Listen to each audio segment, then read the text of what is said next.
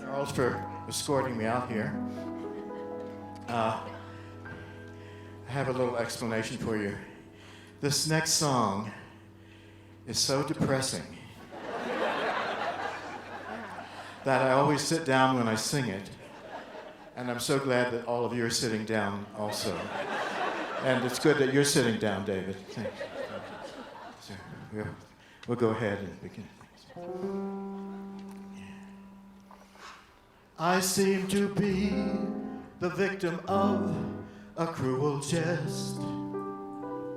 It dogs my footsteps with the girl I love the best.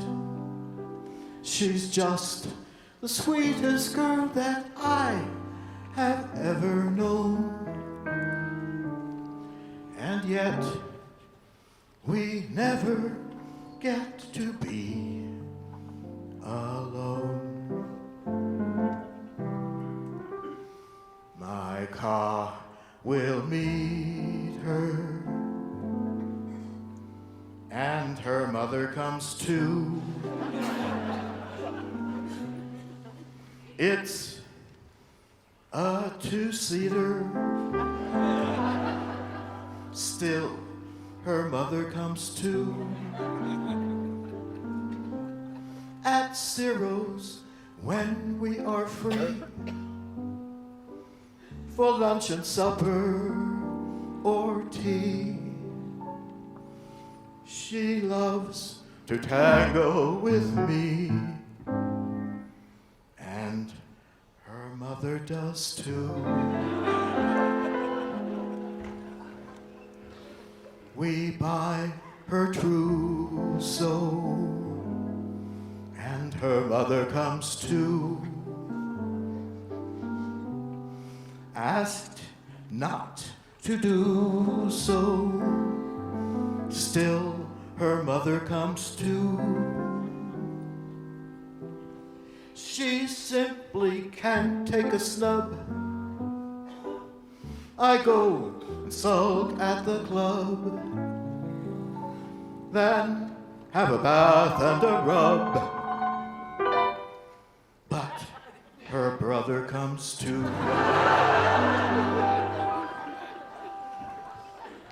We dine at Maxine's, and her mother comes too. How large a snack seems when her mother comes too. And when they're visiting me, we have our afternoon tea. She loves to sit on my knee. Hear it coming? And her mother does too.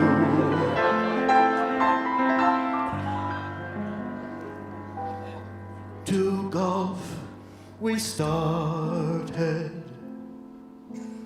when her mother came too. 3 bags I carted when her mother came too. She fainted just off the tee. My darling whispered to me, "Come, dear, at last we are free."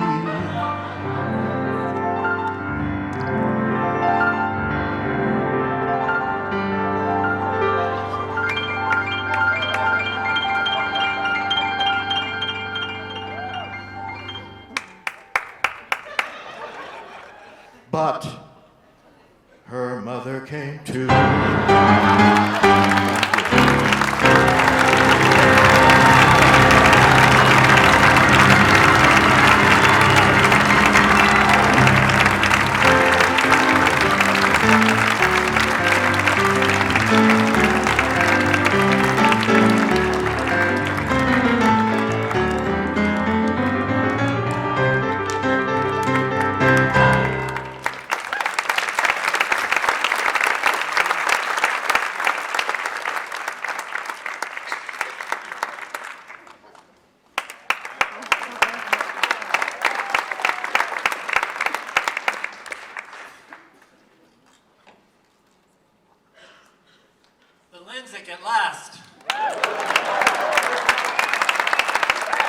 Hello, everybody. We're the Bohemiacs. More specifically, my name is Ron Romanovsky, also known as Dadu in some circles. My name is Hillary Schacht, also known as Hillary. And we're so glad to be here. Hillary and I are both longtime residents of Santa Fe. I came to Santa Fe for the high wages and low cost of living. And how's that working out? Not so good. Not so good. But there are so many other things to love about Santa Fe, like the fact that it's a town full of artists and writers and homosexuals. And the fact that, if you're a person who's on some kind of, spiritual journey, or maybe you're into metaphysical stuff or psychic phenomena or even the healing arts, you're going to find like-minded people here. All those things kind of fit under the umbrella of New Age, or as I like to call it, New Age. So with all of that in mind, we give you an original song called The New Age Waltz.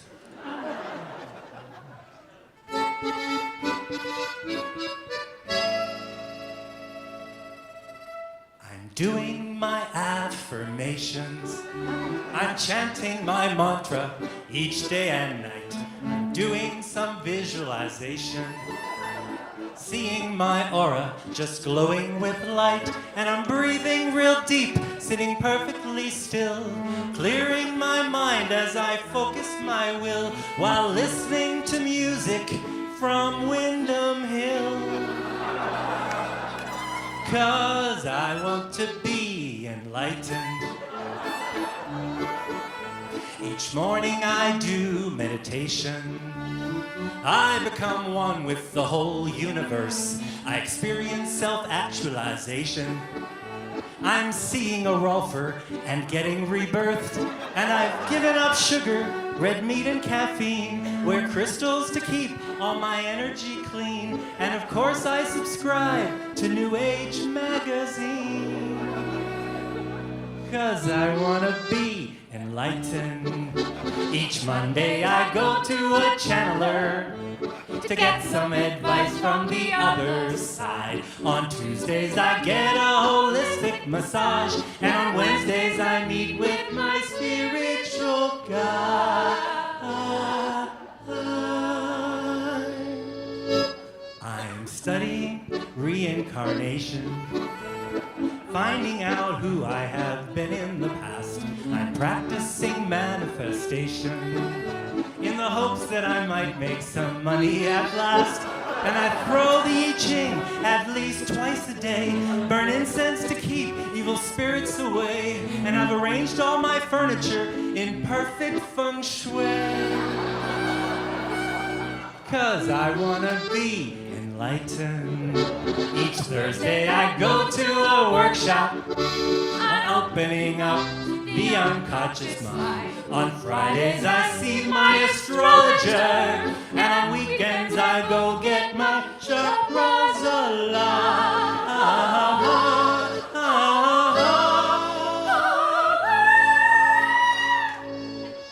I think she was channeling Maria Callas there. I'm giving myself validation. I acknowledge myself just for being who I am by giving up all expectation. I surrender myself to the great cosmic plan, and I'm saying goodbye to low self-worth and shame, feeling abundant and healing my pain. And I've read every damn book by Shirley MacLaine. 'Cause I want to be enlightened. Don't you want to be enlightened? Yes, we all want to be enlightened.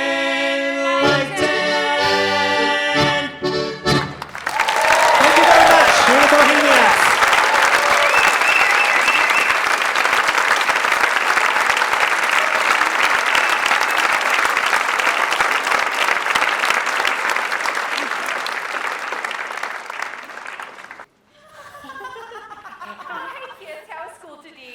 Gee, Mom, it was swell. Yeah, in school we got these awesome red hats. Yeah, we have to wear them every day. Yeah, we learned all about America and our system of government. Democracy. Government by the people, and for the people. Yeah. Gosh, kids, that's real sweet, but that's not what our government is anymore. It's not? Oh no, we have a shiny new system of government now. It's not a democracy? Is it a monarchy? No? Is it a matriarchy? Oh honey, not even fucking close. No, we're now in an auto-pluto-klepto-kakistocracy. What's an auto-pluto-klepto-kakistocracy? It's time for us to ask, what type of government are we? Are we still the great example of democracy? No need for deep investigation on the nature of our state when you got a simple word that makes our country great. We're an auto-pluto-klepto-kakistocracy. It's the natural evolution of society. And you know that you never ever felt more free than our auto-pluto-klepto-kakistocracy. Auto-pluto-klepto-kakistocracy? They never taught us that word in school. Yeah, that sounds sketchy. Oh, it is. What is an auto-pluto-klepto-kakistocracy anyway? I'm glad you asked, Susie. Let's start with auto. First, ya take an autocrat that's a strong man who's in charge and make extra sure that his ego's extra large. He'll make lots of empty threats, sprinkle on a bit of hate. Now you got a firm foundation for an autocratic state. Wow! An autocrat sounds terrifying. Oh, you betcha. But what about the Pluto part? Pluto like the planet? Pluto the dog? No plutocracy. It's a small group of insanely rich people. Running countries is expensive, that's why Pluto's in the name. Cause if you really wanna win, then you gotta rig the game. The autocrat needs plutocrats who are super duper rich. They consolidate their power to make everyone their bitch.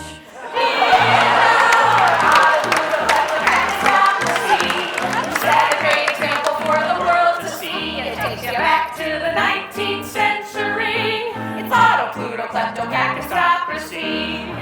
Okay, so there's Otto and Pluto, and I know what a klepto is. Of course you do, sweetie. But what's auto-pluto-klepto-cuck? Cock? No, a kakistocracy is a government run by the least qualified people in society.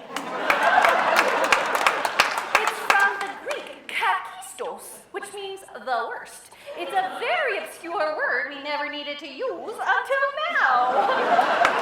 Oh, I get it. They're selfish pieces of shit.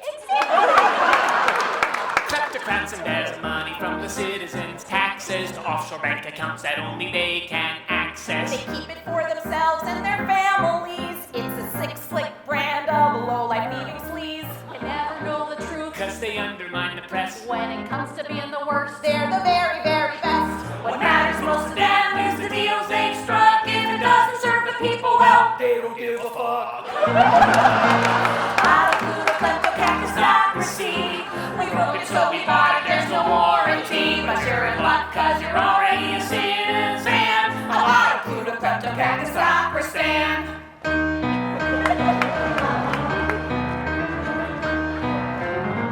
Hey, auto-pluto-klepto-kakistocracy. Unfortunately, this is not hyperbole. It's not the home of the brave nor the land of the free. It's auto-pluto-klepto-kakistocracy. That makes so much more sense. Yeah!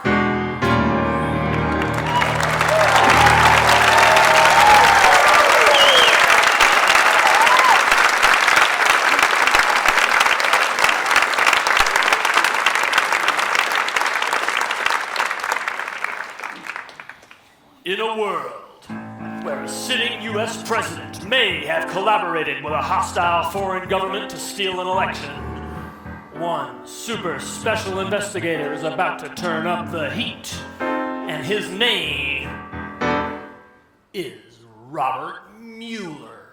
Actually, I think it's pronounced Mueller. But there's an E in his name. Yeah, I think the E is silent. But then why is it...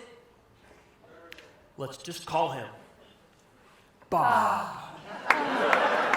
If you're hiding in seclusion cause you're guilty of collusion, who's gonna track you down and show you who's the boss? Who, with that dignified demeanor, who's gonna serve you a subpoena and then sprinkle it with his special sauce? Prove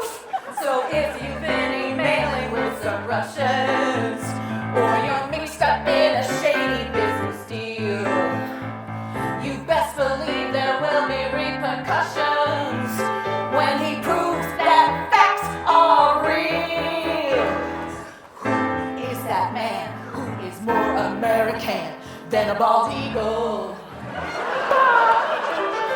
Who'll find out if you're complicit, doing anything illicit or illegal? Bob! Who's got that chisel jaw of justice that says, Baby, you can trust this. who's that man? Bob! So you think you have to Doing background deal. Oh man, Bobby's gonna find your fatal flaw. Michael Cohen! So watch your back down, Junior, cause it looks like pretty soon you're gonna find out that you're not above the law. Paul Manafort, see you in court. Michael Flynn, he knows where you've been. The United States v. Richard Gates. Papadopoulos, he's on top of this. Fighting for justice at the forefront. Our Bobby, he speaks fluent legalese. But you can't go calling it a witch hunt with at least 5 guilty pleas. Who's that guy in the suit who's prepared to prosecute if you're a liar? Bob! Who's got an overwhelming chance of proving that your pants are on fire? Bob! Watch his bushy eyebrows furrow, cause he's super duper thorough. There's a tingle of excitement with every new indictment. He's a man of firm beliefs. You won't believe what's in his briefs. So let's all back up and let him do his job. Who's that man? Bob, Bob, really, really Bob. His name is Bob, Bob, Bob. Really, really Bob. His name is Bob, Bob, Bob. Really, really Bob. His name is Robert Swan Mueller III, and you're speaking under oath. He's Bob.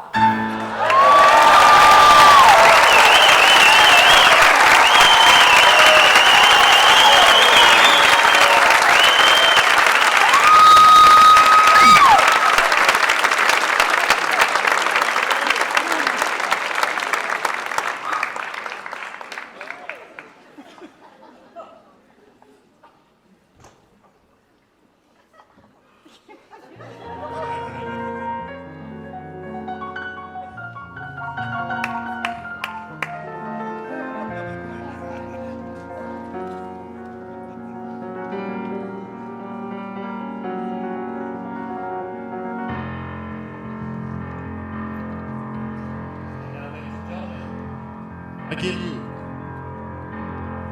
the queen of the plaza, the belle of Bandelier, the countess of Canyon Road, Bella Gigante!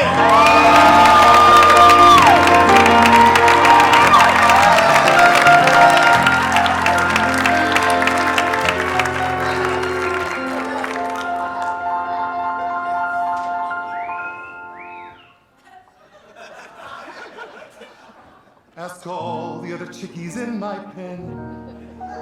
They'll tell you I'm the biggest mother hen. I love them all, and all of them love me. Because the system works, the system called reciprocity.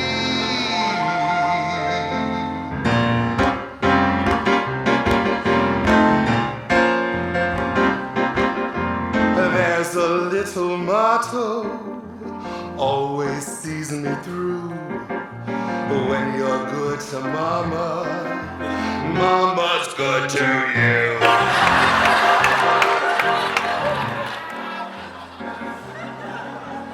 There's a lot of favors I'm prepared to do. You do one for mama, she'll do one for you. They say that life is tit for tat, and that's the way I live. I deserve a lot of tat for what I got to give. Don't you know that this hand washes that one too? Oh, when you're good to mama, mama's good to you.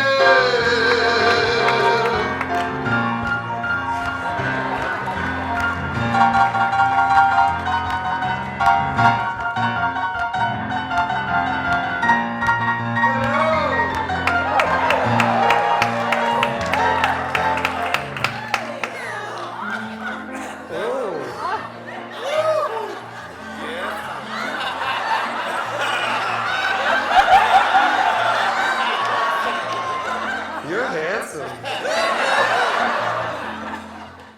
What's 6 inches long, 2 inches wide, and drives me mad? $100 bill.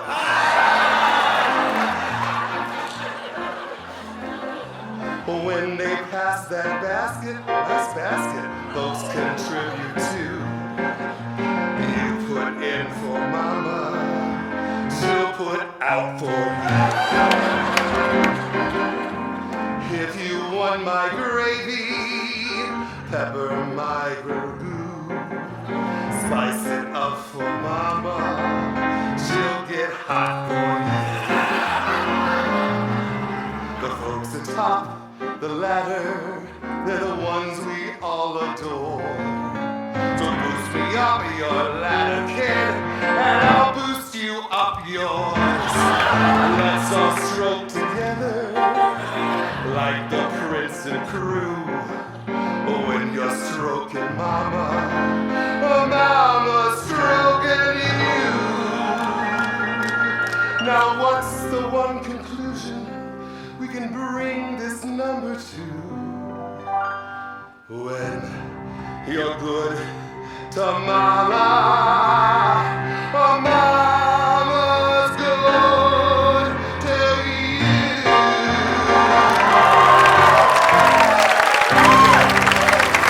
You're good to Bella, Bella's good for you. Meet me in the parking lot later.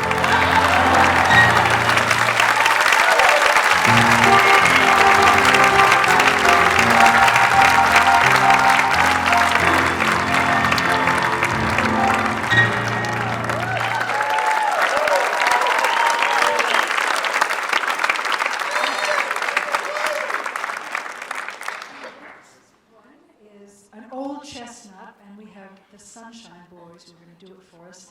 That's Jonathan Richards and Paul Walski, and it's called Dr. Cronkite and the Last Living Patient.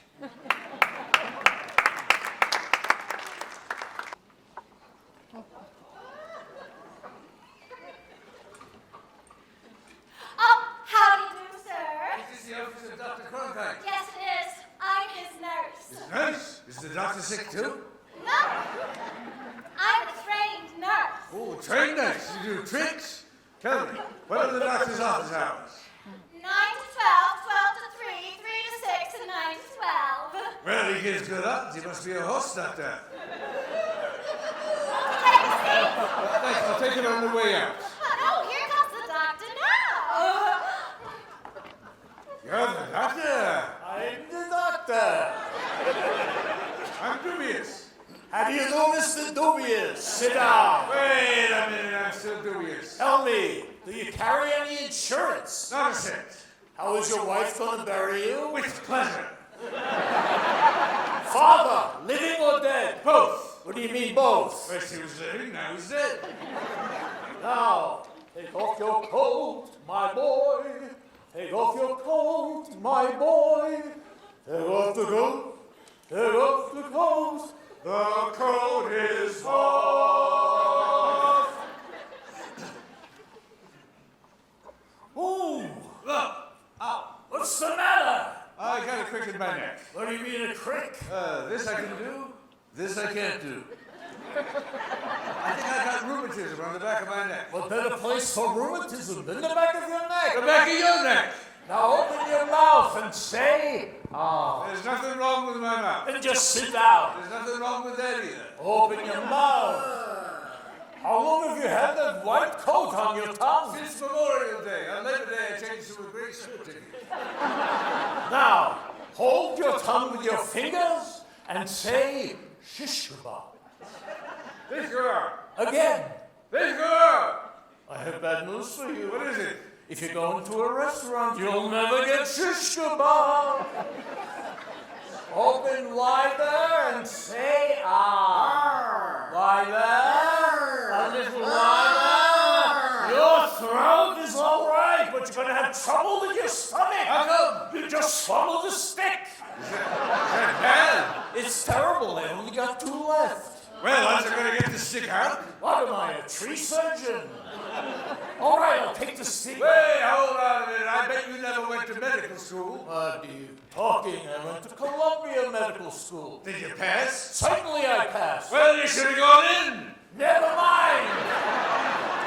I'm going to examine your eyes now. I got perfect eyes. I got 20/20 eyes. That's too much. You only need 1 and 1. Now look at the chart on the wall. Now put your left hand over your left eye. And your right hand over your right eye. Now tell me what you see. I don't see nothing. Don't panic! I can cure you. Now take your hands away.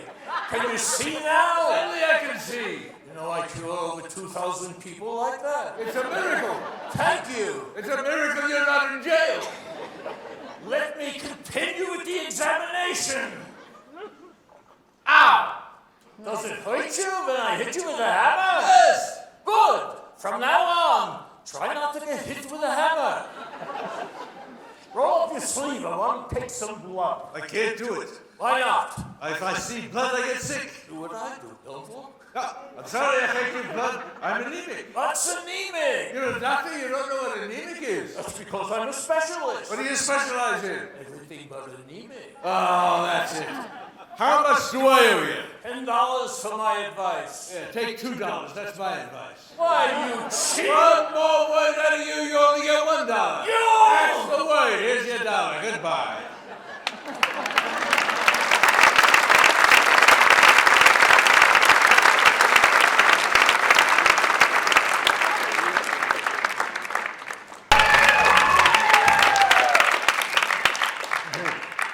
Barry, put down the tomato. Wait till we tell a joke before you throw a tomato. Some of us like tomatoes. Oh, okay. So, Ron, Yeah. I heard you discovered the secret of somebody moving to Santa Fe, and then 2 years later, they leave with $1 million. How does that happen? You come with $3 million. Barry, you can throw it now. All right. So a man, he's 90 years old, he goes to the doctor, and he gets an exam, and the doctor says, well, you're doing all right, you're doing all right. Of course, you're not having sex anymore. And he says, no, I'm having sex almost every night. Almost every night? Yes. Almost Monday, almost Tuesday, almost Wednesday. That's a George Burns joke, and he tells a story about when he went to the urologist, and the urologist said, what's the problem? How can I help you? He says, well, I'm having trouble peeing. He says, how old are you? He says, 97. He says, you peed enough already.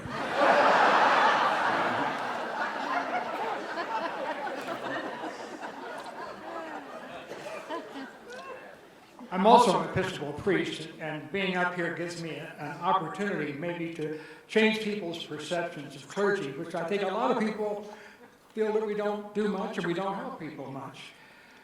It was about 3 months ago. I was on the plaza, and I saw this guy walking along. He looked terrible. Hair all over the place, hadn't had a shave, his clothes were bad. And I said, buddy, you don't look so good. He said, I am terrible. He said, I've lost my job. I don't think I'm going to get hired again. He said, I can't, I'm losing my house, I'm losing my car, my wife, I think it's going to leave me. I can't even buy books for the kids for their school. I don't know what to do. And I said, well, maybe I can help you. He said, I don't think so. I said, look, do you have a Bible at home?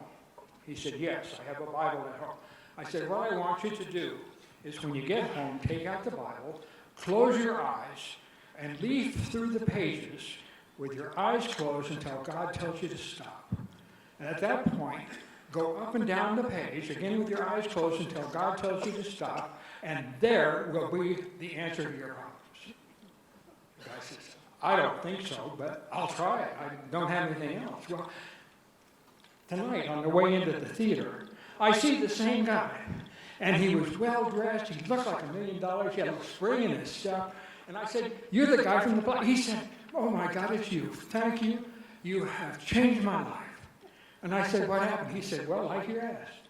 I went home, and I got out my Bible, and I closed my eyes, and I started thumbing through the pages, and then I stopped when God told me to, and I wrote my hand down the page until God told me to stop, and then I lifted up my finger, and there it was, the answer to all my problems. I said, my God, what did it say? He said, chapter 11.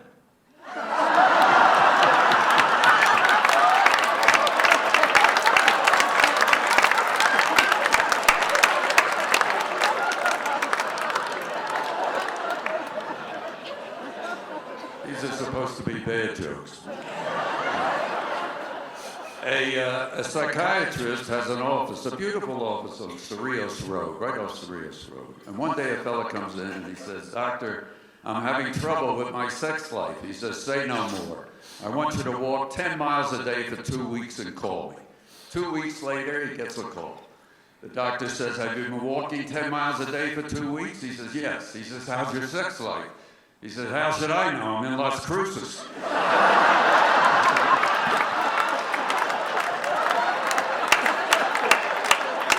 You hear that, Barbara?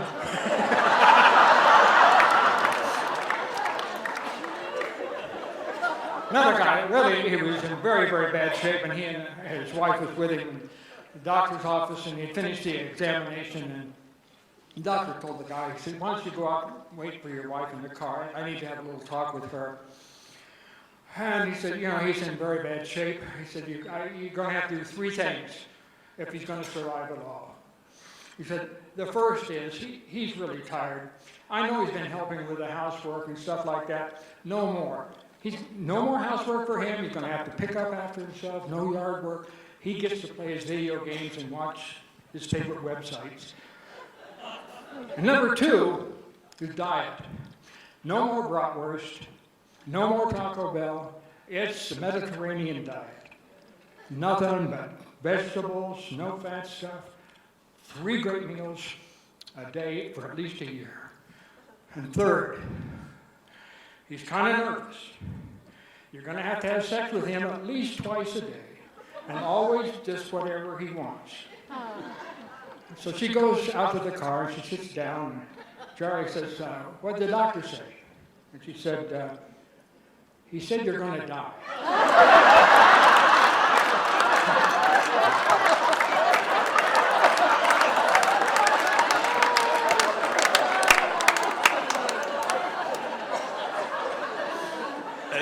Decides to enter a monastery where they take a vow of silence. So the head monk says to him, look, you're allowed 2 words every 7 years. That's it. The guy says, all right, I'll try. 7 years pass, he comes in, the head monk, and he says, bed lumpy. 7 more years pass, he comes in, he says, soup cold. 7 more years, he comes in, he says, I quit. And the head monk says, good, you've done nothing but bitch ever since you got here.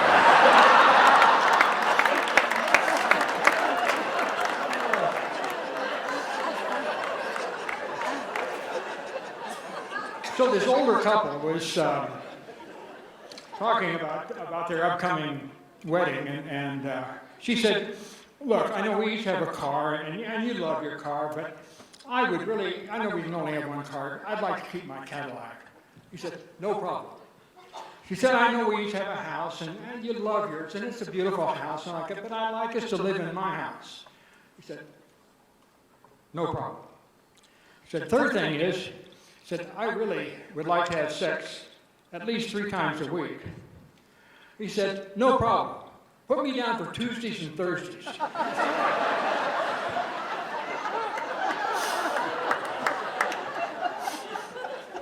A man is in analysis for 12 years. Every day he's in an analysis, he goes to the shrink. One day, the psychologist says to him, Fred, you're now able to deal with the world in mature terms. Goodbye and good luck. Fred says, thank you for everything you've done. He says, my pleasure. A week later, the doctor gets a call, it's Fred. He says, I have to talk to you. Doctor says, well, I have a couple minutes to my next appointment. What is it?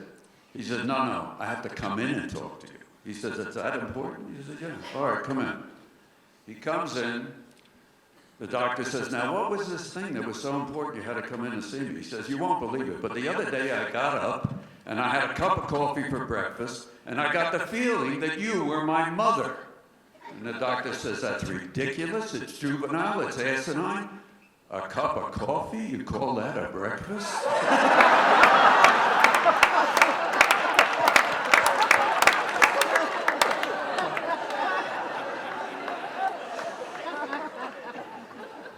So an ad executive for Kentucky Fried Chicken had been trying for a long time. He finally gets an audience with the Pope. So he flies over to Rome and is meeting with the Pope, and he said, Your Eminence, we at Kentucky Fried Chicken want to make a proposal to you. We are willing to give you $50 million if you make a simple change in the Lord's Prayer from give us this day our daily bread to give us this day our daily chicken. Well, the Pope says, look, those are the words of Jesus. We can't change that. This is terrible. The guy comes back the second day. Your Eminence, I'm sorry if I made a fool of myself yesterday. We at Kentucky Fried Chicken would like to give you $100 million if you just make that simple change in the Lord's Prayer from give us this day our daily bread to give us this day our daily chicken. Pope said, no way, no way. Guy shows up the next morning and he said, Your Eminence. He said, I talked to my people and we are now prepared to give you $1 billion if you make that simple change in the Lord's Prayer from give us this day our daily bread to give us this day our daily chicken. The next morning, the Pope has assembled his whole College of Cardinals. And he said, this morning I have some good news and some bad news. The good news is that we have received the gift of $1 billion. The bad news is we've lost the Wonder Bread account.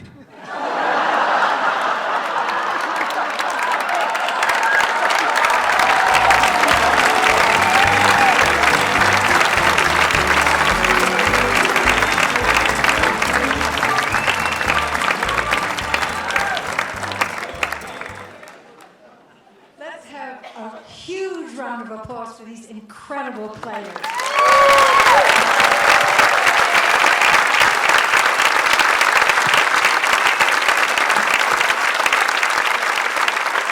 And also for our co-producer and co-director, Ron Bloomberg.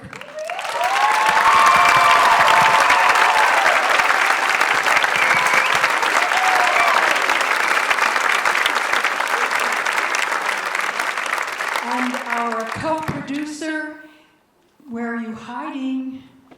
Where is she? Linda, where are you hiding? Stand up. Please. No, Linda, we meant stand up. Stand on a chair. And our co-director, beautiful Barbara Hatch.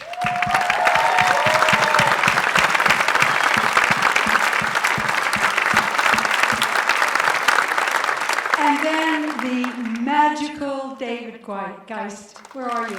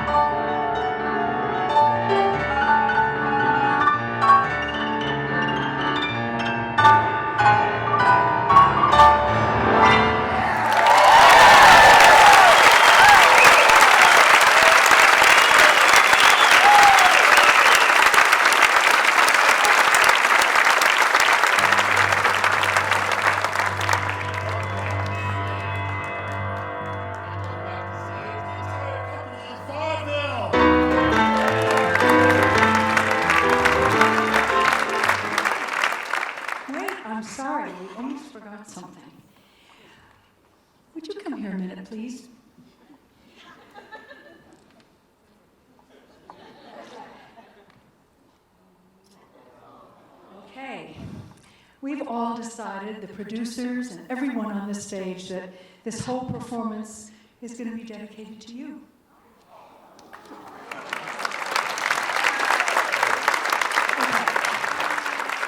I think all of you know this. All of Santa Fe knows it. I certainly know it, but the rumor is that you and your fabulous wife might be spending a lot of time in New York, which means we're wondering how we will ever have a play, a reading, a cartoon, a piece of writing, a film criticism. It kills us that you're not going to be here full time. And we have a little something for you. We actually have quite a lot of little something for you. Just wait a second. You'll see. This man has made, I've lived here 22 years, and if ever there was anybody who's the essence of why we live here, it's you.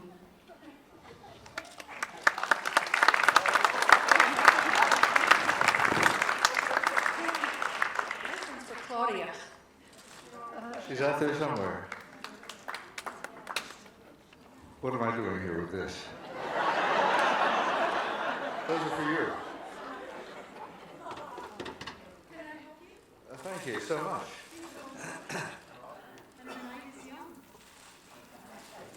Well, it's true. Claudia and I are having to leave town, so our house is for sale, and if anybody wants to buy it, it would be a wonderful show of support.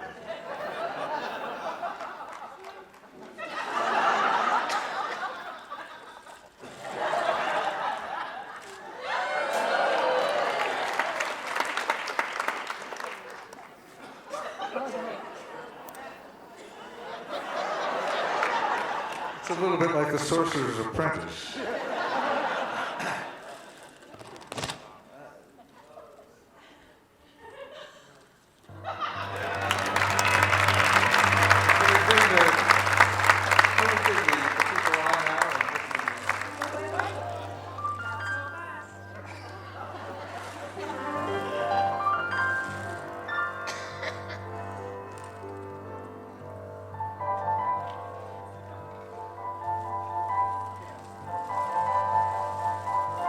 Let's hear it for Jonathan Richards, ladies and gentlemen. Come on.